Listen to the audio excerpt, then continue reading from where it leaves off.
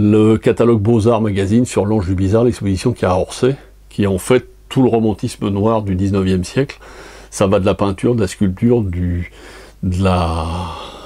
l'impressionnisme ou l'expressionnisme allemand, surtout belge, avec plein de choses bizarres. Et ça va jusqu'au... Bon, ça fait un peu peur, hein, c'est des trucs un peu...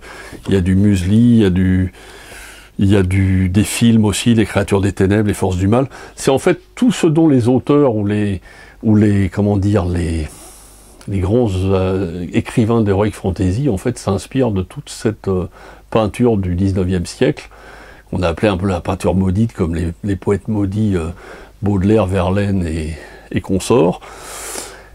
Et en même temps, il y a des films, il y a des extraits de films de Fritz Lang, de Murnau, de Nosferatu. C'est une exposition un peu bizarre, mais absolument sublime, qui est actuellement au musée d'Orsay.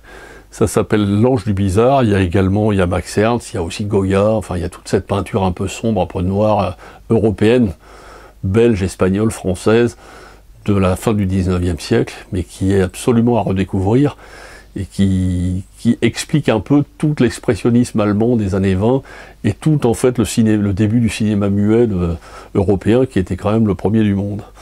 Voilà, donc c'était une expo et un livre catalogue à ne pas manquer, l'Ange du Bizarre.